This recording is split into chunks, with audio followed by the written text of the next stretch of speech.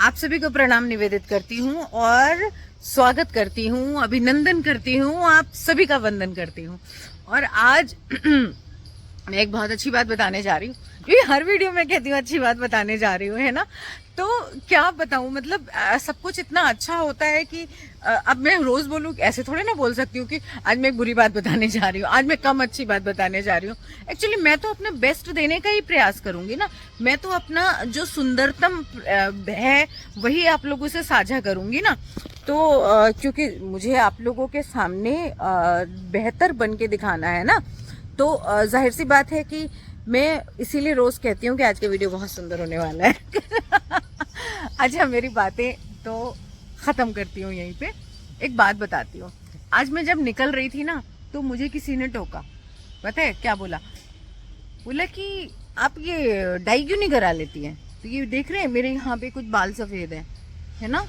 तो मैंने ना क्या कभी हाईलाइट करा लिया था, तो उसके बाद से ये थोड़े थोड़े ये ऐसे सफेद हो गए। तो किसी ने डाई क्यों नहीं करा? अब ब्लैक डाई करा लीजिए, आप टचअप करा लीजिए, है ना, आप ऐसा करा लीजिए, वैसा करा लीजिए। तो मेरा मन नहीं करता। मुझे लगता है कि मुझे जो इन्वेस्टमेंट है, एक्चुअली सच बताऊं कि मेरे पैरों में बहुत दुख रहा था ना, तो पेडिक्योर के लिए चली गई थी। तो वहीं पे उन्होंने बोला कि ऐसा करा लीजिए। उसके पहले भी कई मित्र मुझे बोल चुके हैं। तो मैं यही सोचती हूँ कि मैं डाई करा लूँ, मैं दिमाग अपना सारा बालों में लगा के रखूँ, है ना। तो क्या होगा, फिर बार बार हर महीने डाई कराओ। तो ये जो हमेशा बार बार का चक्कर है ना, ये मुझे कभी पसंद नहीं आता। तो मुझे लगता है कि आंतरिक सुंदरता पे यदि मैं काम करूं तो वो स्थायी रहने वाली है, बाकी तो कुछ स्थायी है ही नहीं। दरअसल ईश्वर सत्य जगत मिथ्या, ये बात ही यहीं से आई है कि कुछ है ही नहीं सत्य। सत्य वो जो स्थायी है, जो सनातन है, जो अनादि है, अनंत है, तो वही सत्य है। और वही सत्य है, वो ईश्वर है, और बाकी सब जगत मिथ्या। तो मिथ्या के चक्कर में क्यों पढ़ूं? मतलब जितना पढ़ी उतना ही बहुत है ना। हेल्थ बढ़ा ली है, उसी को कम करना है। इतनी मोटी हो रखी हूँ। अपना मजाक ना मैं खुद ही उड़ा लेती हूँ, ताकि आप लोगों को ये मौका ना मिले। और वैसे एक अच्छी बात है कि मजाक हमेशा खुद का ही उड़ाना चाहिए। दूसरों का मजाक उड़ाया तो क्या उड़ाया पीठ पीछे, है ना। या किसी कमजोर का सामने मजाक उड़ाया तो क्या उड़ाया। हिम्मत है तो किसी ताकतवर का उसके मुंह पे मजाक उड़ा के दिखाओ, है, अब दो लगा देगा। तो ये करने की हिम्मत नहीं होती है, तो बस वही है कि अपने से कमजोर का मजाक उड़ाते हैं, या पीठ पीछे अपने से बड़ों का मजाक उड़ाते हैं। तो नहीं, अपना मजाक उड़ाना बहुत बड़ी बात होती है। तो मैं वही काम कर लेती हूँ कि मैं ठीक है, मैं मोटी हूँ तो हूँ, अब क्या करूँ, ठीक है, हो जाऊंगी पतली। कम खाने का प्रयास कर रही हूँ। अब 6:30-7 बजे तक खा लेती हूँ, तो उसका असर पड़ तो रहा है स्किन वगैरह पे, तो जाहिर सी बात है हेल्थ पे भी पड़ेगा। और मैं कभी पार्लर नहीं जाती हूँ। हाँ, कभी थ्रेडिंग वगैरह के लिए चली जाती हूँ, अन्यथा नहीं जाती हूँ, मुझे जरूरत नहीं पड़ती। क्योंकि जो साधना है ना, जो साधना का तेज होता है, उसके आगे दुनिया की हर क्रीम फेल है। तो खैर, मैं बात क्या कर रही थी? हाँ, बात शुरू हुई थी यहाँ बालों की सफेदी से। तो ये सब सुंदरता के मानक नहीं है। मानक स्थायी सुंदरता, आंतरिक सुंदरता ही है। और उसी के लिए प्रयासरत रहने वाला व्यक्ति सदैव सबका प्रिय रहता है। उसी तरह से जिस प्रकार आप सब लोग मुझे स्नेह देते हैं, मुझे आशीर्वाद देते हैं, मुझे प्रेम करते हैं, है ना, मैं कहीं भी जाती हूँ तो मुझे चाहने वाले मिल जाते हैं। तो आप लोगों का बहुत बहुत बहुत आभार व्यक्त करती हूँ। आप वो लोग जो नए लोग हैं उनका भी, और वो लोग जो पुराने हैं, जो जिनके प्रेरणा से मैं हिम्मत मुझे मिल पाई और मैं ये कर रही हूँ। तो इसी के साथ ना, आज एक मैं शुरुआत की थी ना, मैंने कहा मैं एक बात, मैंने सद्वाक्य देखा। ये देखिए, ये रास्ता है ना, वो सामने समाधि है। तो यहाँ पे ना मैं जब सुबह हवन करती हूँ, उसके बाद में मेरा थोड़ा सा वॉक करने का मन करता है। हालांकि वॉक करके ही आती हूँ, लेकिन मन करता है समाधि स्थल से सीधे इधर जाके और वापस इस रास्ते पे। तो मैं बता रही थी, तो ये जो सद्वाक्य है ना, ये अपनी हाथ बढ़ा बढ़ा के मुझे रोकते हैं। तो मुझे ऐसा प्रतीत होता है कि जैसे मित्र बंधु, अपने लोग, हम कहीं भी बाजार वगैरह के लिए निकलते हैं तो रास्ते में मिल जाते हैं, रोकते हैं ना। हम उनसे ये नहीं कहते कि भाई कल तो रोका था, कल तो हेलो कर ली थी, कल तो प्रणाम कर लिया था, आज दोबारा क्यों कर रहे हो? तो हम नहीं कहते हैं। तो फिर इनसे क्यों कहें? इनको भी तो हम रोज प्रणाम निवेदित कर सकते हैं ना। ये तो देखिए कितने सुंदर हैं। तो आज मैं ना एक बहुत अच्छा सदवा के आपको दिखाने जा रही हूँ। उसके पहले दो बातें हैं कि उपासना यानी कि उपासन में बैठना, गुरु के उपासन में बैठकर गुरु की उपासना करना, ईश्वर के उपासन में बैठकर ईश्वर की उपासना करना, पुस्तकें जिनको जीवंत देव प्रतिमा कहा है पंडित श्री राम शर्माचार्य ने, उनके उपासन में सानिध्य में बैठकर उनकी उपासना करना, उनको अध्ययन करना, उन्हें आत्मसात करना, उनके ज्ञान को अपने अंदर अपने व्यवहार में लेकर आना, उपासना करना। तो ये उपासना का एक अर्थ हो गया। और साधना यानी कि संतुलन स्थापित करना, साधना यानी कि स्वयं को संतुलित करना। अब मैं अगर सुबह उठने की साधना नहीं करूं तो यज्ञ वगैरह कुछ नहीं, 9 बजे उठूं, अगर मुंबई की तरह 8 बजे उठूं, 7 बजे उठूं, 6 बजे उठूं, तो क्या होगा? साधना भी रह जाएगी, ये ग्लो भी चला जाएगा, ये वीडियो भी नहीं बन पाएगा, और ये जो आनंद बरस रहा है ना, वो मेरे चेहरे से झलक भी रहा होगा कि मैं झूठ नहीं बोल रही हूँ, ये भी चला जाएगा। तो ये साधना है। उपासना और साधना दोनों बातें स्पष्ट हो गई। तो अब गुरुदेव कितनी स्पष्टता के साथ कहते हैं, मैं देखिए कि ये देखिए क्या कहते हैं, उपासना उसी की फलित होती है जो उसे साधना के खाद पानी से सींचता रहे। एक बार और दिखाऊं, ये कि उपासना उसी की फलित होती है जो उसे साधना के खाद पानी से सींचता रहे। मतलब जो भी कर रहे हैं, उपासना कर रहे हैं, वो तभी फलित होगी जब बैलेंस कंटिन्यूटी में मेंटेन करें। कंटिन्यूटी में, ये नहीं कि एक दिन कर लिया अगले दिन के अगले दिन देखी जाएगी, तो जाहिर सी बात है। अच्छा, ये बात मैंने यही कोट क्यों आज शेयर किया, क्योंकि क्या हुआ ना, कल मुझे सोने में देर हो गई। जब मुझे सोने में देर हो गई तो आज उठने में मुझे मेरा दिमाग उठते समय कहने लगा कि अरे गुरुदेव ने ना आत्म जागरण की प्रार्थना बोली, जब जागो तभी सवेरा। मैं अगर अपने घंटे पूरे नहीं करूंगी नींद के, कम से कम 6 घंटे की नींद चाहिए, तो मुझे दिन भर आलस से प्रमाद रहेगा। मैं थोड़ा देर से उठती हूँ। तो मेरे मन में ये विचार आया और मैं आधे घंटे और सो गई। आधे घंटे सोई, लेकिन वो फिर पूरा 1 घंटा हो गया। तो कहने का मतलब वो जो प्रमाद था, उस प्रमाद ने क्या किया, सुबह के रूटीन को डिस्टर्ब करना आरंभ किया। मेरे जो अवचेतन मस्तिष्क है वो लगातार मुझे सूचना दे रहा था कि घड़ी की सुई आगे बढ़ रही है। तो अचानक से पता नहीं, चिंतन चलते चलते, अवचेतन में चलते चलते अचानक से मैं चौंक के उठी और उठी कि भाड़ में गया 6 घंटे का समय।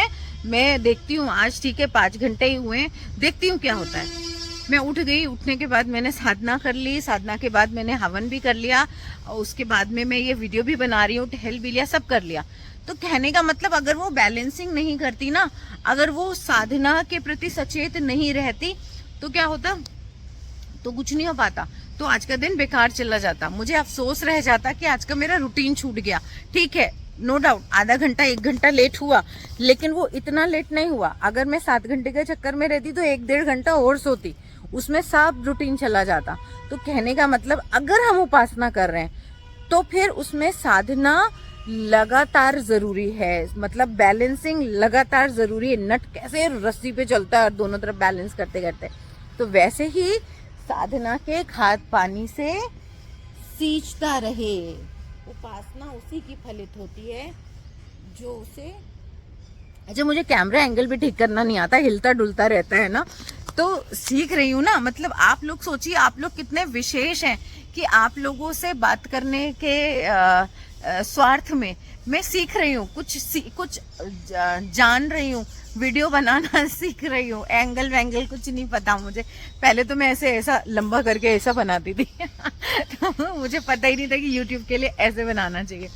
तो अभी भी एडिटिंग नहीं कर पाती हूँ। तो सब कहते हैं एडिटिंग करो, वॉच टाइम बढ़ेगा, फिर उसमें हैशटैग ऐसे लगाओ। मुझे भी कुछ नहीं आता, लेकिन काफ़ी कुछ आ गया है, पहले से बेहतर हो गया है, तो सब कर लूँगी।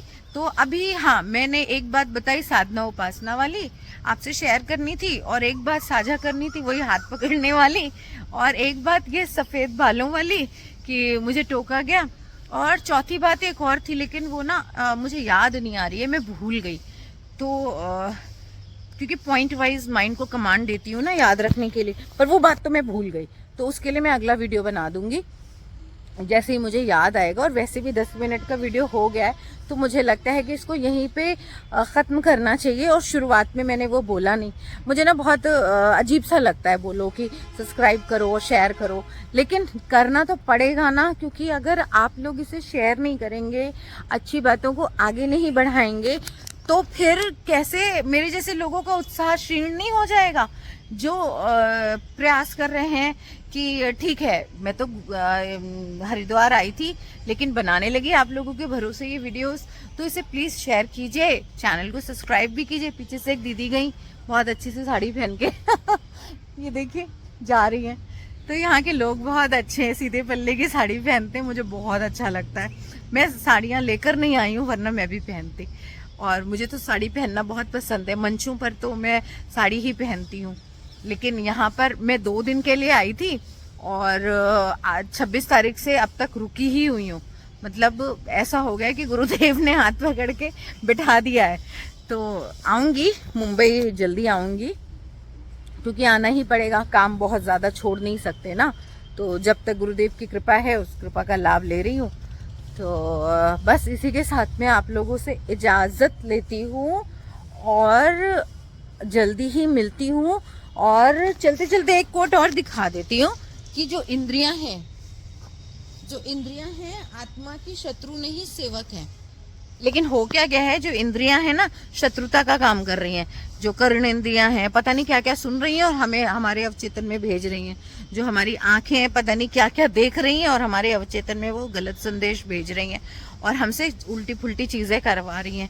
हमारी जीवा है, उसको जो खाना चाहिए वो छोड़ के बाकी सब इधर उधर की चीज़ें खा रही है, स्वाद ले रही है, और हमें ऐसे हमारे अवचेतन को संदेश भेजे जा रहे हैं, और हम उसमें क्या होते जा रहे हैं, उसके नौकर होते जा रहे हैं, इंद्रियों के दास होते चले जा रहे हैं।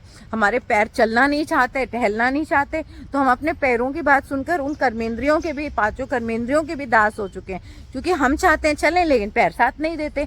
हम चाहते हैं कि हम चैतन्य रहें, प्रमादी ना रहें, सुबह सुबह उठ के ये करें वो करें, पहाड़ चढ़ जाए, हिमालय चढ़ जाए, चारों धाम हम पैदल घूमाएं, हम पता दुनिया भर के एडवेंचर करें, लेकिन हमारा शरीर साथ नहीं देता। क्यों? क्योंकि वही है कि हम इंद्रियों के दास हो चुके हैं। तो इसमें यही तो कहा गया है कि इंद्रियां आत्मा की शत्रु नहीं है, सेवक है, और उल्टा हो गया है। तो उल्टे को उलटकर सीधा कर दीजिए, यही गुरुदेव ने कहा है। उनकी एक पुस्तक है, नहीं उनका एक ना वो है, वीडियो है यूट्यूब पे, उल्टे को उलटकर सीधा करने वाला। इस पे उनका लेखन कार्य भी है, लेकिन वो वीडियो भी आप लोग अगर ढूंढेंगे, पंडित श्री राम शर्माचार्य उल्टे को उलटकर सीधा कर देना, ऐसा कुछ टाइप करके कीवर्ड्स ट्राई कीजिए, कोशिश कीजिए। क्या ऊटपटांग सर्फ तो करते ही रहते हैं ना, मतलब जरूरी बातें भी कभी ऐसी बातें जो ज्ञान से संबंधित है, वास्तविक ज्ञान से, जो वास्तविक ज्ञान से संबंधित बातें होती है ना, वो बहुत रुचिकर नहीं होती हैं। जैसे अच्छा भोजन होता है, उसमें ऐसा स्वाद नहीं होता है जो दिमाग को अच्छा लगे। अच्छा भोजन जो होता है वो आत्मा को स्वाद देता है ना, वो शांति देता है, वो स्वाद नहीं देता, शांति देता है, और उस शांति का स्वाद अद्वितीय होता है। फिर आदत पड़ जाती है, बीमार पड़ते हैं ना, तो डॉक्टर के कहने के बाद में फिर सादा भोजन ही करना पड़ता है हमें, तब मजबूरी में करते हैं। इससे अच्छा है कि पहले ही कर लें। तो मैं क्या कह रही थी कि उल्टे को उलटकर सीधा कर दें, ऐसा कुछ है, उसको जरा सा सर्च कीजिए, ट्राई कीजिए, कुछ ना कुछ मिल जाएगा।